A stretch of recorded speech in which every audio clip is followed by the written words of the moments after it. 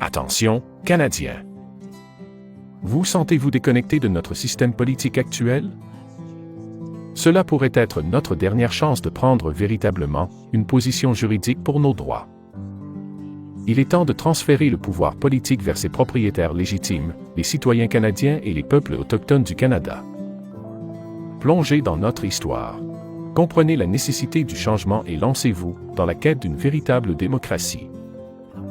Êtes-vous préoccupé par l'engagement de notre nation envers les droits de l'homme et l'autonomie gouvernementale? Le changement de pouvoir pour la liberté s'aligne sur les traités vitaux et les lois internationales qui nous permet de revendiquer la place qui nous revient en tant que chef d'État collectif. Nous préconisons le remplacement légal de la couronne, du roi Charles III et de notre système de partocratie par une véritable démocratie, le peuple en tant que chef d'État collectif, doté d'un pouvoir de veto sur notre gouvernance, pour garantir que votre voix compte plus que les intérêts des partis politiques.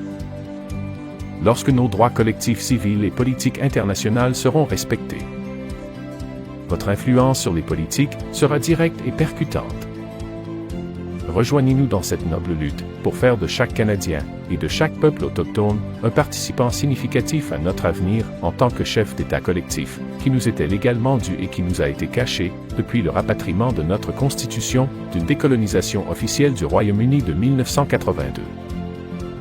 Il est temps de corriger les mensonges et les omissions de notre gouvernement envers le peuple de notre pays avant qu'il ne soit trop tard.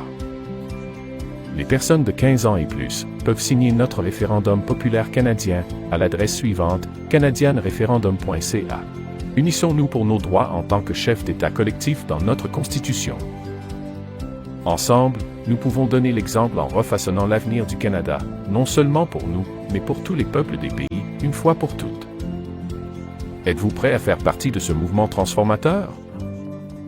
Rejoignez le mouvement PowerShift pour la liberté de l'Union du peuple canadien, le CPU, et faites partie d'une vision audacieuse pour l'avenir du Canada à l'adresse suivante, lecpu.ca pour plus de détails.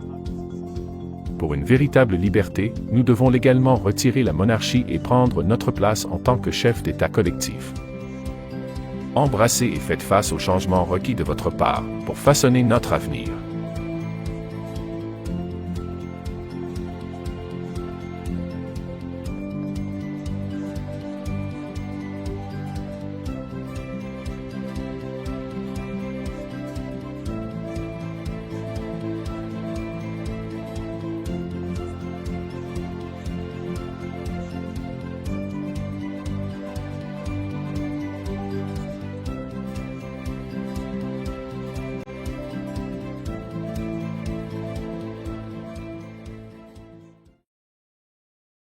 Le peuple, chef collectif de l'État.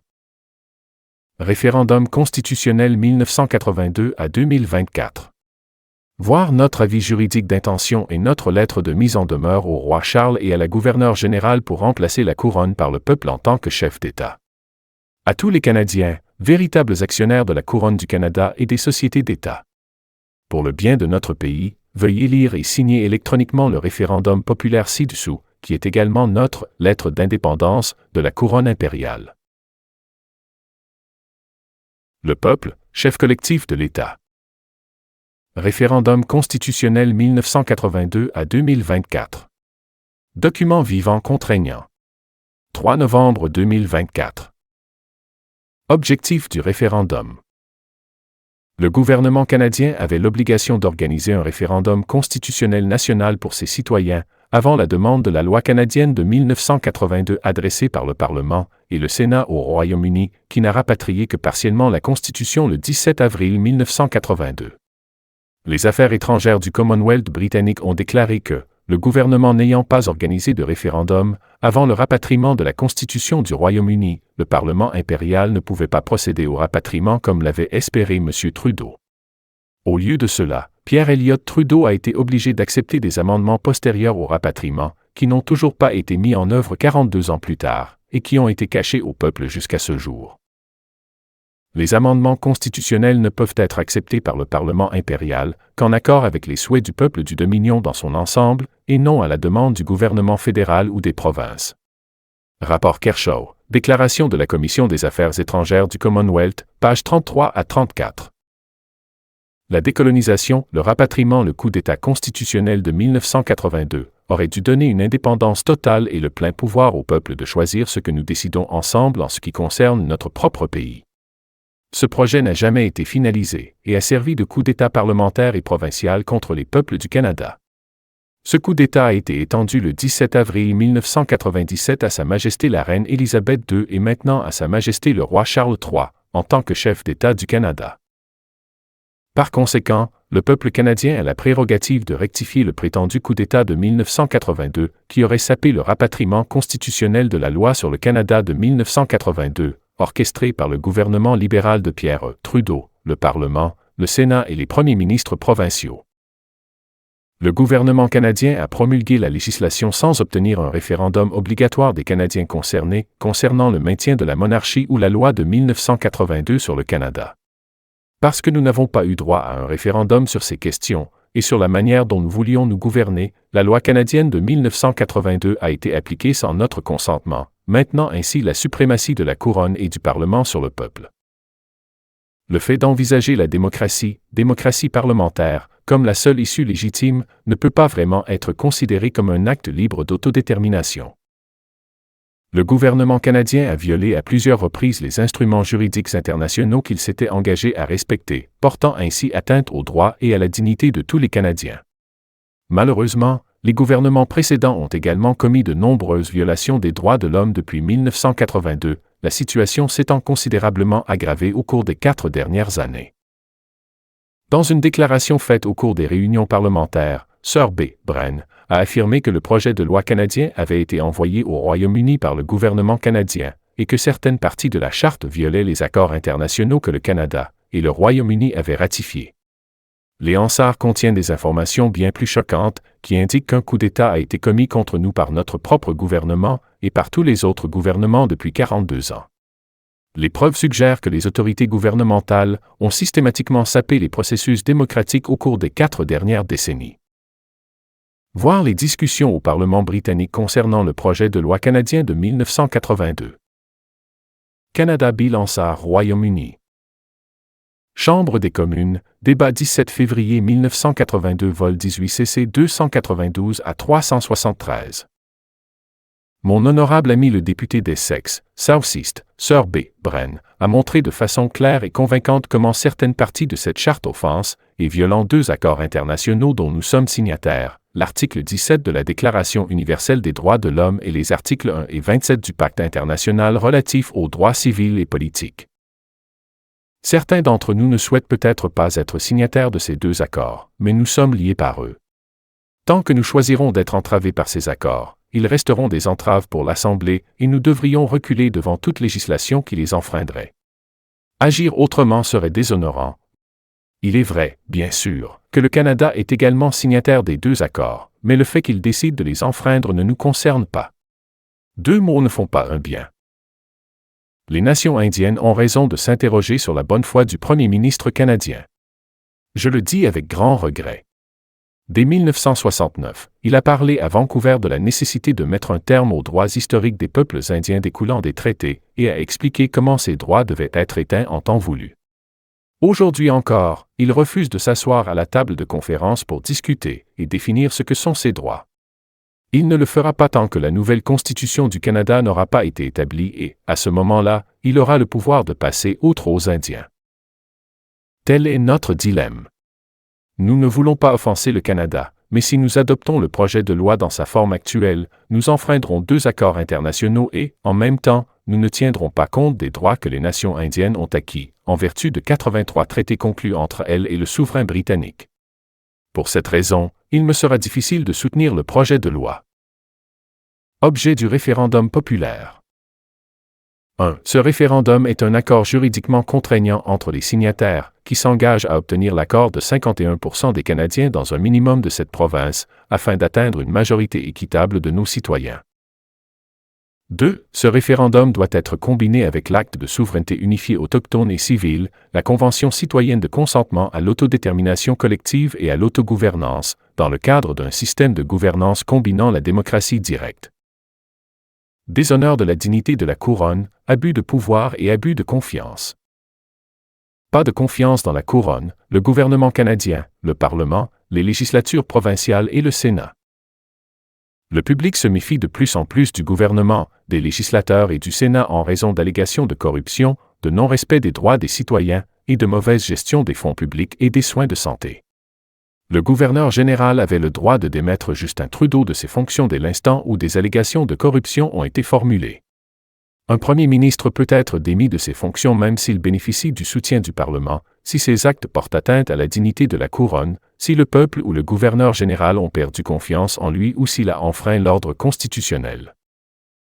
Le gouverneur général australien a démis de ses fonctions le premier ministre, qui bénéficiait du soutien total de la Chambre en 1975, en utilisant le pouvoir de réserve personnelle de la couronne, ce dont la reine était consciente, mais seulement après coup, et elle était satisfaite de son jugement pour préserver la couronne en Australie.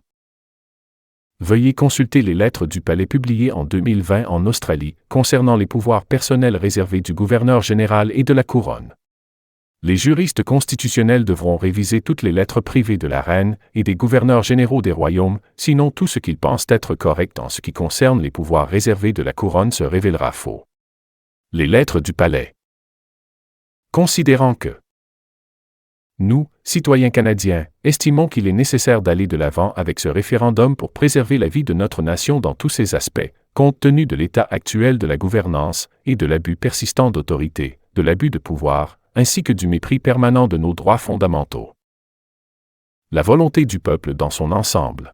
Il est indéniable que tout peuple ayant droit à l'autodétermination doit l'exercer librement, que ce soit par le biais d'un plébiscite, d'un référendum ou d'une autre procédure convenue. Nous, en tant que peuple, avons le droit de procéder à ce référendum, à condition que la majorité des citoyens canadiens acceptent ce format de référendum et tout ce qui l'englobe, en tant que procédure convenue de choix et de libre expression, en signant ce document. Dans le contexte du droit à l'autodétermination, la représentativité du gouvernement signifie que le gouvernement et le système de gouvernement ne sont pas imposés à la population d'un État, mais qu'ils sont fondés sur le consentement ou l'assentiment de la population et qu'en ce sens, ils sont représentatifs de la volonté du peuple, quelles que soient les formes ou les méthodes par lesquelles le consentement ou l'assentiment est librement exprimé. Colonisation du Canada par le Royaume-Uni 1867 à 2024. La gouvernance au Canada a toujours été imposée au peuple, comme nous l'avons vu en 1982 avec la décolonisation partielle trompeuse et le rapatriement de l'Acte de l'Amérique du Nord britannique de 1867 et de la Loi sur le Canada de 1982. Un peuple ne peut pas s'exprimer librement lorsque la vérité est inondée de mensonges, de dissimulation et d'omissions de la part des gouvernements auxquels il fait confiance. À cause de ces mensonges et de ces omissions, les Canadiens et les peuples autochtones sont toujours une colonie constitutionnelle de la couronne et du Parlement impérial, alors que le Parlement du Royaume-Uni détient toujours la seule autorité pour amender notre loi constitutionnelle de 1867 et la loi canadienne de 1982, la Charte des droits et libertés. Forme de gouvernement. Le droit international n'impose aucune restriction au choix du peuple quant à la forme de gouvernement, tant que l'exercice de ce choix se fait de manière libre, sans aucune influence ou coercition extérieure. Il ne dit pas non plus qu'un gouvernement est suprême et a le dernier mot sur un peuple. Par conséquent, nous, les citoyens canadiens sous-signés, acceptons librement d'exercer nos droits civils et politiques collectifs et personnels, y compris tous les autres droits que nous possédons pour organiser ce référendum par nous, les peuples du Canada, sans interférence ou entrave de la part des gouvernements fédéraux, provinciaux ou municipaux canadiens ou des tribunaux, par le biais de nos droits légaux reconnus qui lient le Canada et le Royaume-Uni. 1. Démettre officiellement le roi Charles III de ses fonctions de chef d'État du Canada. 2. Constituant un peuple souverain collectif dans son ensemble, en tant que chef d'État collectif au sein du Canada, étant les détenteurs collectifs et légaux légitimes de sa société unique collective et de ses agrégats de société et 3. Le transfert au peuple de tous les pouvoirs de la couronne, y compris les pouvoirs militaires et de réserve personnelle, prérogatives, etc. 4. Faire passer les Canadiens d'un système de démocratie parlementaire néocoloniale à un système de gouvernance combinant la démocratie parlementaire et démocratie directe au Canada, dans le délai nécessaire à la mise en œuvre des changements. 5. Corriger notre Constitution si nécessaire, supprimer les lois inconstitutionnelles qui négligent nos droits et celles qui sont le fruit d'erreurs et d'omissions. 6. Établir le droit du peuple à opposer son veto à la législation avant la sanction royale par le gouverneur général et les lieutenants-gouverneurs. Le nombre de votes de veto requis reste à déterminer. Honorer les traités, les droits et les responsabilités des populations autochtones. 1. Maintenir et sauvegarder tous les traités, droits, responsabilités de gouvernance et obligations autochtones qui leur ont été transférés à perpétuité par la Couronne au Canada. 2. Honorer les peuples canadiens et autochtones de part et d'autre des traités wampum à 2 voix et le pacte de la chaîne argente, en créant des sièges pour les peuples autochtones au Parlement en ce qui concerne les questions autochtones. Nous prenons en outre des initiatives constitutionnelles pour 1. Placer le gouverneur général en tant que représentant du peuple canadien sous l'autorité complète du peuple en tant que chef d'État. 2. Exiger que les postes de gouverneur général, de procureur général et de lieutenant-gouverneur soient pourvus par voie électorale. Nous, sous-signés, convenons que, dans le but de préserver la vie de notre nation, notre économie, nos enfants et notre avenir, nous notifions formellement à la gouverneure générale que nous ne soutenons pas 1. Les nombreux abus de confiance déshonorants et déshonorés commis par le Parlement et les assemblées législatives. 2. L'abus financier douteux des crédits pour 202,75 milliards de fonds publics votés par le Parlement pour l'année 2024/2025. 3. La mauvaise gestion des politiques et les actes illicites par la création de projets de loi inconstitutionnels qui annulent les accords internationaux contraignants que le Parlement a déshonorés en les ignorant de manière criminelle depuis 1976. 4. Le financement de guerres et de génocides qui exposent tous les Canadiens à des risques de représailles internes et externes sans notre consentement. Pour information, responsabilité de la Couronne.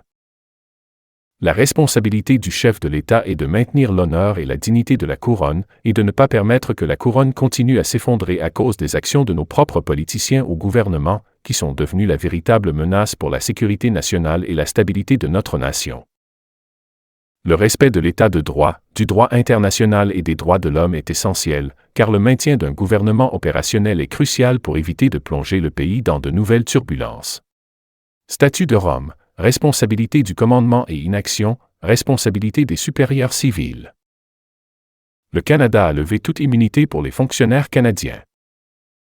1. Le gouvernement canadien et les provinces ont mis en œuvre les mesures d'urgence provinciales, puis la loi sur les mesures d'urgence, inconstitutionnelles et illégales, sans tenir compte de notre non-dérogation des droits, en plaçant la Charte internationale des droits de l'homme sous la protection des manifestants du convoi canadien, dans un conflit armé avec la GRC et la police.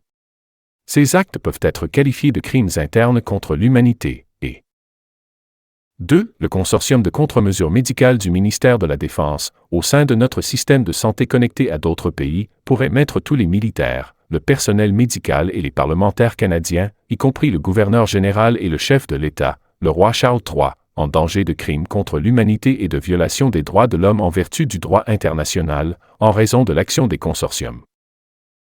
3. Les actions des consortiums du Canada, du Royaume-Uni, de l'Australie et des États-Unis comprennent la création et l'acquisition par le Canada de virus fonctionnels à double usage potentiel depuis 2001. Note, un supérieur hiérarchique dans une relation non militaire avec des subordonnés est pénalement responsable des crimes relevant de la compétence de la CPI, commis par des subordonnés placés sous son autorité et son contrôle effectif, lorsque il savait, ou a consciemment ignoré des informations qui indiquaient clairement que les subordonnés commettaient ou étaient sur le point de commettre de tels crimes. Les crimes concernaient des activités qui relevaient de sa responsabilité et de son contrôle effectif, et il n'a pas pris toutes les mesures nécessaires et raisonnables en son pouvoir pour empêcher ou réprimer leur perpétration ou pour saisir les autorités compétentes aux fins d'enquête et de poursuite. Demandes urgentes au gouverneur général. Le gouverneur général, en tant que gardien de notre Constitution, doit rapidement faire respecter la paix, l'ordre et la bonne gouvernance, POGG, afin de préserver la sécurité, les finances, la dignité et la prospérité de notre nation en émettant une proclamation officielle. 1. Que notre Charte internationale des droits de l'homme soit immédiatement reconnue et appliquée par son titre et sa fonction en ce qui concerne ses devoirs envers le peuple et ce pays au-dessus de la gouvernance. 2. Pour renverser le gouvernement libéral. 3. D'ordonner immédiatement la mise en place d'un gouvernement intérimaire. 4. D'appeler à une élection immédiate. 5. Mettre en œuvre les enquêtes sur les fraudes, les conflits d'intérêts et la subversion des politiques commises par Justin Trudeau, Chrystia Freeland et d'autres ministres au sein du cabinet libéral et du Parlement. 6. Le gouverneur général devrait reporter la sanction royale de tous les projets de loi en suspens, jusqu'à ce qu'un nouveau procureur général et ministre de la Justice soit nommé, qui respectera notre Charte internationale des droits de l'homme, les principes de Syracuse et garantira la constitutionnalité de la législation avant sa promulgation, puisque notre Charte internationale des droits de l'homme est inhérente à la Charte des droits et des libertés. 7. S'assurer que les projets de loi ne contiennent pas de mots qui ne sont pas conformes à la règle de droit et qui permettent à un gouvernement d'en manipuler le sens. Par exemple, le mot « raisonnable » se trouve plus de 2000 fois dans les lois. Il s'agit de mots qui ne peuvent avoir de sens fixe parce qu'ils dénotent une qualité intrinsèquement subjective. Demande urgente aux parlementaires et aux sénateurs. 1. De s'abstenir immédiatement de permettre à des projets de loi inconstitutionnels d'aller de l'avant et d'abroger tous les projets de loi inconstitutionnels adoptés au cours des 5 dernières années et auparavant, qui portent atteinte à notre Charte internationale des droits de l'homme et aux droits de non-dérogation contraignants pour le Canada et le Royaume-Uni. 2. Pour examiner la violation de ces droits, ce qui rendrait également inconstitutionnelle la plupart des lois adoptées par le Parlement, les assemblées législatives provinciales et les municipalités. 3. Revoir et rectifier toutes les politiques et actions entreprises au sein des agences gouvernementales dans le cadre de mandats illégaux pendant la pandémie qui ont porté atteinte à nos droits indérogeables, rendrait également de nombreuses décisions de justice de ces 4 dernières années erronées au regard du droit national et international. 4. D'examiner les pénalités et les amendes inutilement imposées au public par tous les niveaux de gouvernance et les services de police dans l'ensemble du pays. 5. D'être attentif en lisant les déclarations faites par les membres du Parlement britannique dans le Hansard en 1982 concernant les pleins droits des peuples. 6. S'informer sur l'ensemble de la Charte internationale des droits de l'homme avant d'autoriser l'adoption de tout projet de loi par le Parlement et le Sénat. Ce référendum des citoyens canadiens est initié par nos droits légalement protégés et ratifié par le Canada et le Royaume-Uni de 1948 à 1976.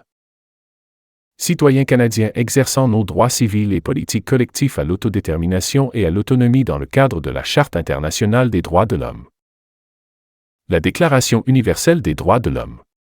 Adoptée et proclamée par la résolution 217A-3 de l'Assemblée générale du 10 décembre 1948. Le Pacte international relatif aux droits civils et politiques. Pacte international relatif aux droits civils et politiques. Adopté et ouvert à la signature, à la ratification et à l'adhésion par la résolution 2200A-21 de l'Assemblée générale du 16 décembre 1966 entrée en vigueur, 23 mars 1976, conformément à l'article 49, ratifié par le Canada et le Royaume-Uni 1976. Le Pacte international relatif aux droits économiques, sociaux et culturels, PIDESC, Pacte international relatif aux droits économiques, sociaux et culturels. Adopté et ouvert à la signature, à la ratification et à l'adhésion par la résolution 2200A-21 de l'Assemblée générale du 16 décembre 1966 entrée en vigueur, 3 janvier 1976, conformément à l'article 27, ratifié par le Canada et le Royaume-Uni 1976. Les principes de Syracuse, non-dérogation des droits. En tant que peuple, nous avons perdu toute confiance en notre gouvernement, en nos parlementaires et en nos assemblées législatives provinciales, en raison de la corruption présumée qui s'est produite dans l'ignorance malveillante de nos droits, de l'état de droit et de l'utilisation abusive de nos fonds. Le gouverneur général avait le droit de démettre Justin Trudeau de ses fonctions à la minute où les allégations de corruption ont été formulées. Au lieu de cela, nous assistons à la disparition totale de l'honneur et de la dignité de la couronne vis-à-vis de son devoir fiduciaire et de sa responsabilité à l'égard du peuple. C'est pourquoi nous, citoyens canadiens, estimons qu'il est nécessaire d'aller de l'avant avec ce référendum pour supprimer et remplacer le roi Charles III en tant que chef d'État, par le peuple canadien en tant que chef d'État collectif, corporation unique et agrégat de corporations, représenté par un gouverneur général élu, étant donné l'état actuel de la gouvernance canadienne, l'abus d'autorité persistant, l'abus de pouvoir, ainsi que le mépris continu de nos droits fondamentaux. PIDCP, Pacte international relatif aux droits civils et politiques. Entrée en vigueur, 23 mars 1976, conformément à l'article 49. Préambule. Les États partis au présent pacte. Considérant que, conformément aux principes proclamés dans la Charte des Nations unies, la reconnaissance de la dignité inhérente à tous les membres de la famille humaine et de leurs droits égaux et inaliénables constitue le fondement de la liberté, de la justice et de la paix dans le monde. Reconnaissant que ces droits découlent de la dignité inhérente à la personne humaine. Reconnaissant que, conformément à la Déclaration universelle des droits de l'homme, l'idéal de l'être humain libre, jouissant de la liberté civile et politique et libéré de la crainte et de la misère, ne peut être réalisé que si sont créées les conditions permettant à chacun de jouir de ses droits civils et politiques, ainsi que de ses droits économiques, sociaux et culturels. Considérant l'obligation qui incombe aux États, en vertu de la Charte des Nations Unies, de promouvoir le respect universel et effectif des droits de l'homme et des libertés fondamentales. Réalisant que l'individu, ayant des devoirs envers les autres individus et envers la communauté à laquelle il appartient, a la responsabilité de s'efforcer de promouvoir et de faire respecter les droits reconnus dans le présent pacte. Convenir des articles suivants. Partie 1. Article 1. 1. Tous les peuples ont le droit de disposer d'eux-mêmes. En vertu de ce droit, ils déterminent librement leur statut politique et assurent librement leur développement économique, social et culturel. 2. Tous les peuples peuvent, à leur propre fin, disposer librement de leurs richesses et de leurs ressources naturelles, sans préjudice des obligations découlant de la coopération économique internationale, fondée sur le principe de l'avantage mutuel, et du droit international. En aucun cas, un peuple ne peut être privé de ses propres moyens de subsistance. 3. Les États partis au présent pacte, y compris ceux qui ont la responsabilité d'administrer des territoires non autonomes et des territoires sous tutelle, favoriseront la réalisation du droit des peuples à disposer d'eux-mêmes et respecteront ce droit, conformément aux dispositions de la Charte des Nations Unies. Partie 2. Article 2. 1. Chacun des États partis au présent pacte s'engage à respecter et à garantir à tous les individus se trouvant sur son territoire et relevant de sa compétence les droits reconnus dans le présent pacte, sans distinction aucune, notamment de race, de couleur, de sexe, de langue, de religion, d'opinion politique ou de toute autre opinion, d'origine nationale ou sociale, de fortune, de naissance ou de toute autre situation. 2. Chaque État parti au présent pacte s'engage à prendre, en accord avec ses procédures constitutionnelles et avec les dispositions du présent pacte, les mesures nécessaires pour adopter les lois ou autres mesures qui peuvent être nécessaires pour donner effet aux droits reconnus dans le présent pacte, si ces mesures ne sont pas déjà prévues par des dispositions législatives ou autres en vigueur. 3. Chaque État parti au présent pacte s'engage à garantir que toute personne dont les droits ou libertés reconnus dans le présent règlement ont été violés dispose d'un recours effectif, alors même que la violation aurait été commise par des personnes agissant dans l'exercice de leurs fonctions officielles. B. D'assurer à toute personne qui exerce un tel recours la détermination de son droit par les autorités judiciaires, administratives ou législatives compétentes, ou par toute autre autorité compétente prévue par l'ordre juridique de l'État, et de développer les possibilités de recours juridictionnel. C. Veiller à ce que les autorités compétentes fassent appliquer ces mesures lorsqu'elles sont accordées. Article 3. Les États partis au présent pacte s'engagent à assurer le droit égal des hommes et des femmes de jouir de tous les droits civils et politiques énoncés dans le présent pacte. Article 4. 1. Dans le cas où un danger public exceptionnel menace l'existence de la nation et est proclamé officiellement, les États partis au présent pacte peuvent prendre, dans la stricte mesure où la situation l'exige, des mesures dérogeant aux obligations prévues dans le présent pacte, sous réserve que ces mesures ne soient pas incompatibles avec les autres obligations, que leur impose le droit international et qu'elles n'entraînent pas une discrimination, fondée uniquement sur la race, la couleur, le sexe, la langue, la religion ou l'origine sociale. 2. Aucune dérogation aux articles 6, 7, 8, paragraphes 1 et 2, 11, 15, 16 et 18 ne peut être faite en vertu de cette disposition.